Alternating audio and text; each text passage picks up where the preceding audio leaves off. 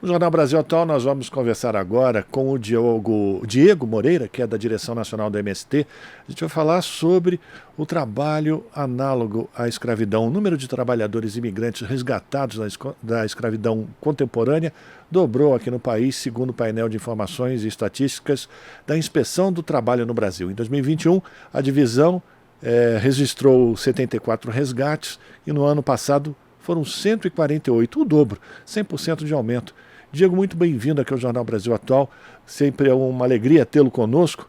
Que falar desses números e principalmente sobre essa situação de trabalho análogo à escravidão com imigrantes de outros países e basicamente na área rural, né? Bom dia, é um prazer estar aqui com vocês no Jornal Brasil Atual, uma satisfação, né, um noticiário que traz sempre informações tão importantes e convenientes para informar e formar nossa população. Então, infelizmente, nós estamos vivendo com esse triste momento, né, do nosso país, onde praticamente se dobrou o número de trabalhadores e trabalhadoras identificado como análogo ao trabalho escravo. Isso demonstra a falácia que foi esse último governo, o que foi a destruição dos instrumentos e mecanismos que possibilitavam identificar e punir esse setor da agropecuária, do agronegócio brasileiro, que ainda, passados centenas de anos aí da abolição da escravidão, mas a escravidão não saiu da essência e da prática desse setor que nos envergonha tanto e faz o nosso país novamente registrar esses números tristes, né, de desumanização e exploração do trabalho escravo.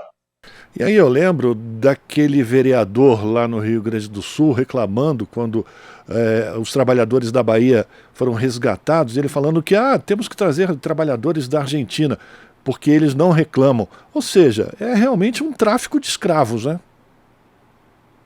Exatamente, né? Na abolição da escravidão, uma das principais reivindicação dos escravocratas era que o Estado brasileiro tinha que indenizá-los, né? Para eles libertar os escravos, o Estado brasileiro precisava indenizá-los, porque o escravo era uma mercadoria, um patrimônio que eles tinham adquirido como se fosse uma feira, e para ter essa libertação, o Estado precisava os indenizar.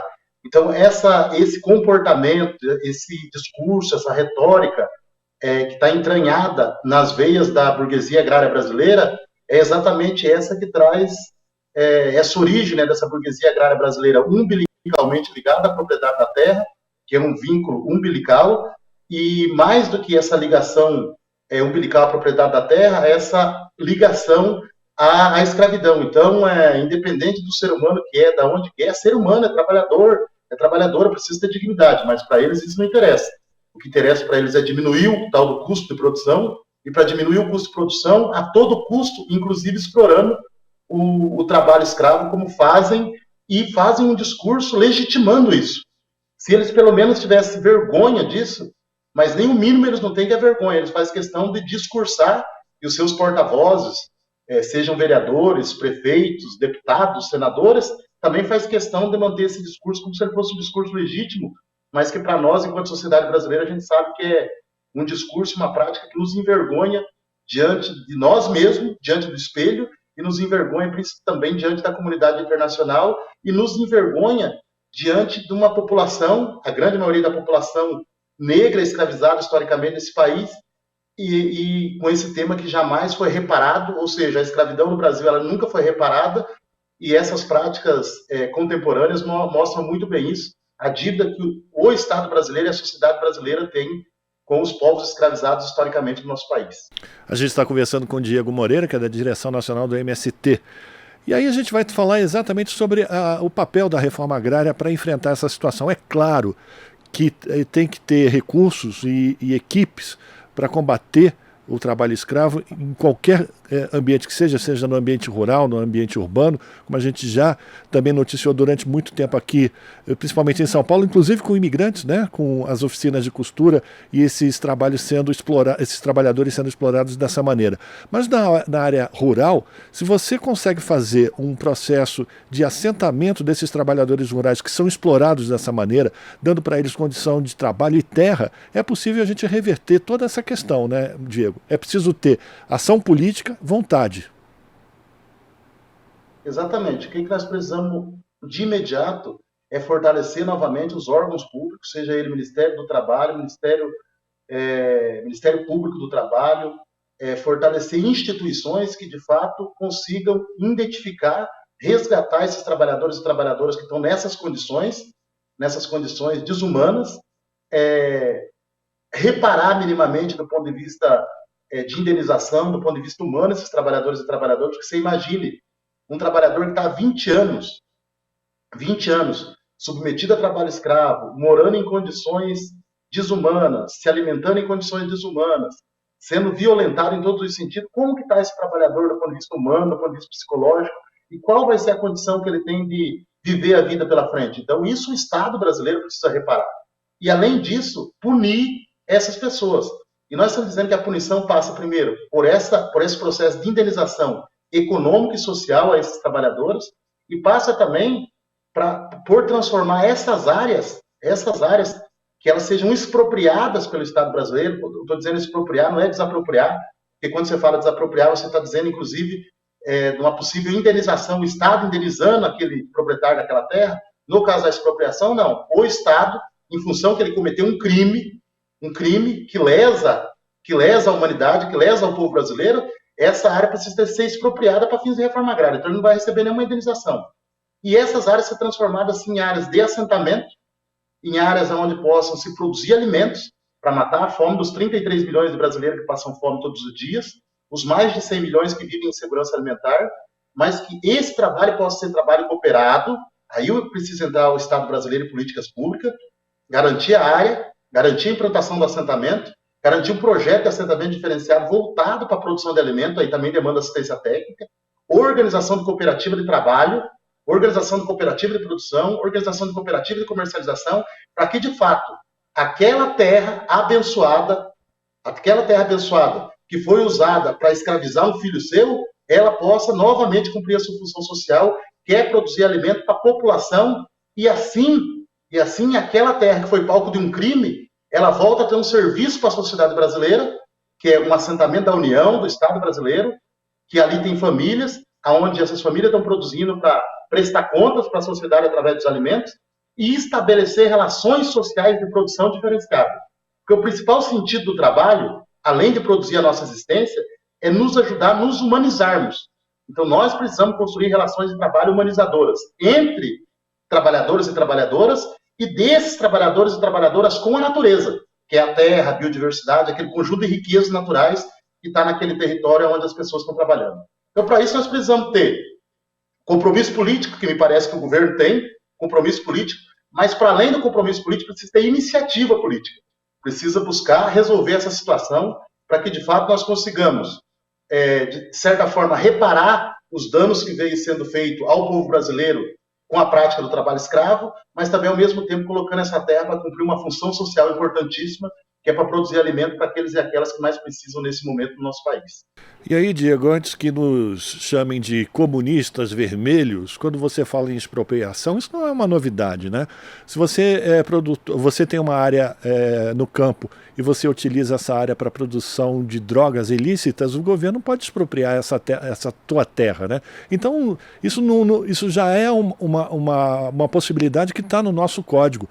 E esse tipo de questão também me leva a crer que, diante do aproveitamento correto da terra que a gente já tem disponível no país e que muitas vezes é mal utilizada, subutilizada ou nem é utilizada, não é preciso derrubar nem mais uma árvore para a gente ter uma produção de alimentos que seja saudável e que alimente ou que dê a condição de que o povo brasileiro volte a se alimentar, que o país saia do mapa da fome, que infelizmente a gente voltou a ter essa marca negativa, né?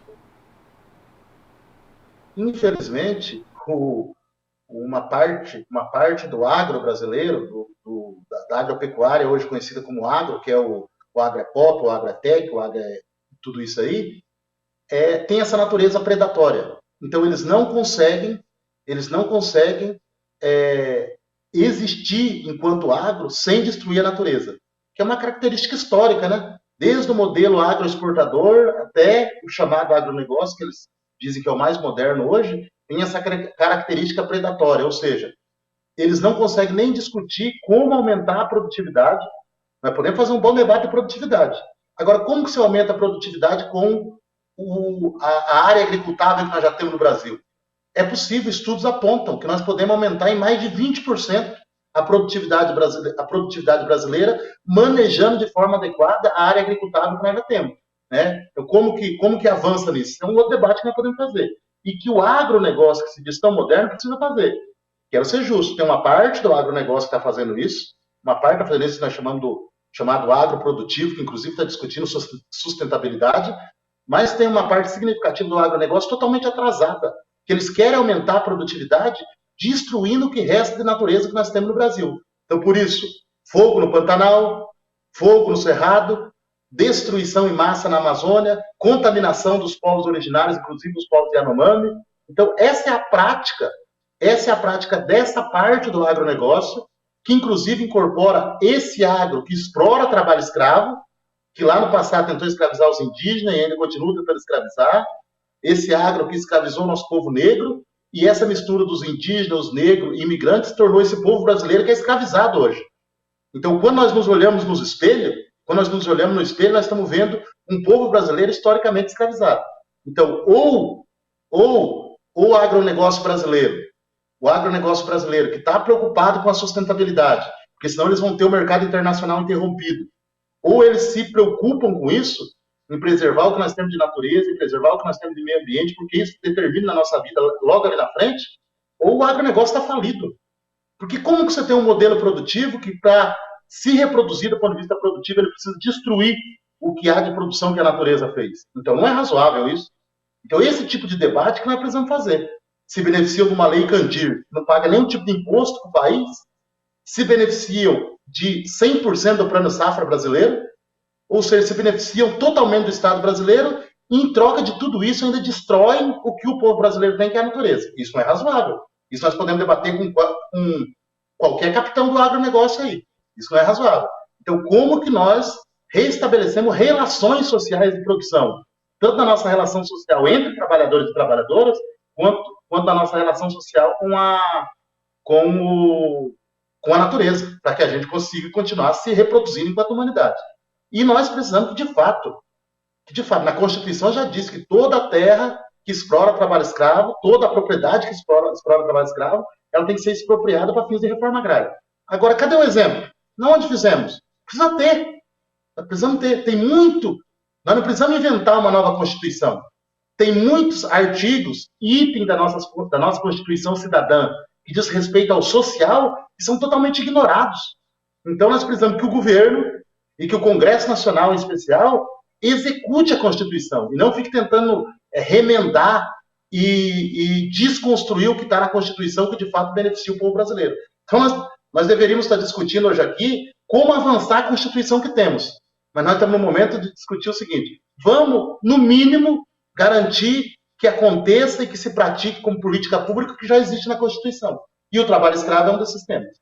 E aí, Diego, a gente, para terminar, tem uma outra questão também, que é fruto do que aconteceu nos últimos 6 anos, mais intensificado nos últimos 4 anos, que foi o armamento no campo, né? E a violência no campo, ela agora ganha um outro patamar, com a utilização de armas enfim, de calibre militar. Como o MST, através das suas direções estaduais, locais, se protegem de enfim, ataques desses fazendeiros, desse agronegócio mais retrógrado, mais violento, diante da luta pela terra, diante da cobrança do uso social dessa terra. Então, houve uma política de armar, né, de armar do ponto de vista bélico a população. E entre essa população, a população rural, principalmente os grandes proprietários de terra. a um ponto que hoje não se tem controle, não se tem regulação no Estado em relação a isso.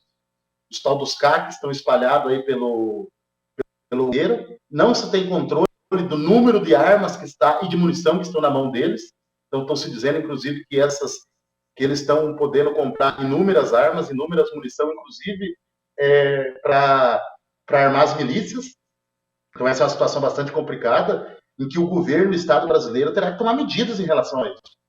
Além do campo, nós estamos vendo adolescentes invadindo escola para matar professores, matar alunos, a violência nos grandes centros urbanos, nas pequenas cidades, nas médias cidades, de uma forma nunca vista na história do Brasil. É importante dizer, o nível de violência, o nível de falta de segurança pública, ele está avassalador.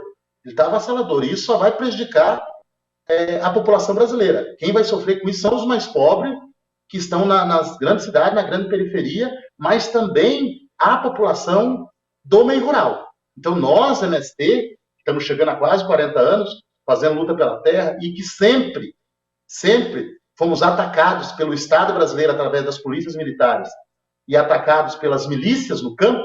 Sempre existiu milícia no campo, mas agora com volume muito maior e muito mais armado, nós estamos enfrentando essa situação. Então, o que nós precisamos? De imediato, que o Ministério da Justiça, que o governo brasileiro crie uma política de regular esse processo de armamentismo e que vai assolar a população do campo. O MST vai continuar fazendo ocupação de terra. Por que vai continuar fazendo ocupação de terra? Porque a ocupação de terra é a forma legítima de pressionar o governo para que avance na reforma agrária, inclusive nas áreas que exploram trabalho escravo. Agora, nós sabemos que na ocupação de terra, nós vamos ter que enfrentar essas milícias que estão armadas no campo. Então, nós vamos continuar com as nossas foices, com o nosso facão, com as nossas ferramentas de trabalho e fazendo a principal forma de luta que nós temos, que é a ocupação da terra, para pressionar que a reforma agrária volte à pauta do governo e volte à pauta da sociedade brasileira como uma necessidade. Mas sabendo que nós vamos enfrentar, essa conjuntura e essas milícias que estão armadas no campo.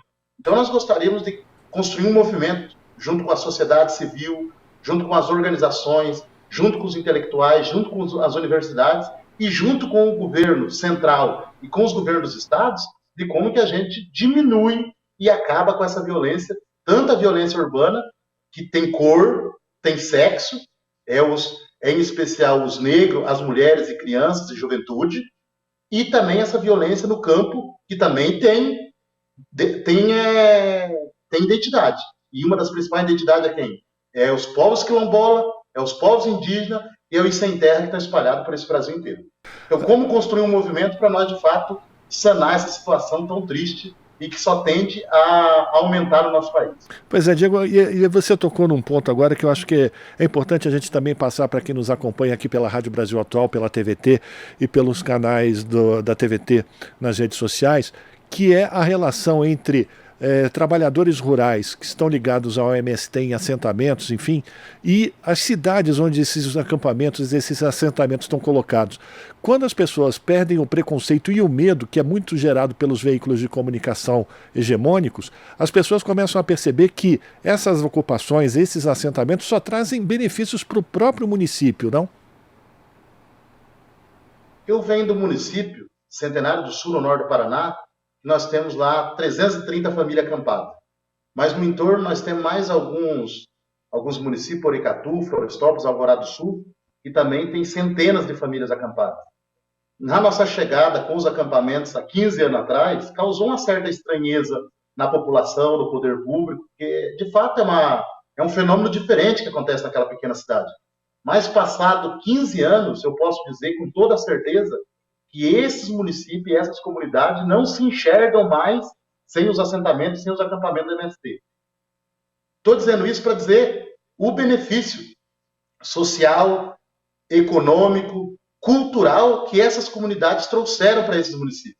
Ou seja, essas comunidades hoje já são praticamente parte dos municípios, faz parte da identidade cultural daqueles municípios e trouxe um processo de desenvolvimento econômico fundamental.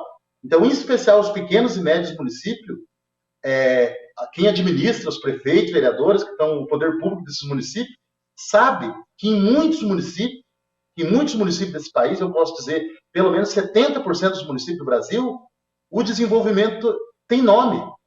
É muito difícil chegar lá uma indústria, é muito difícil chegar lá uma grande empresa, mas o desenvolvimento tem nome, o desenvolvimento se chama reforma agrária.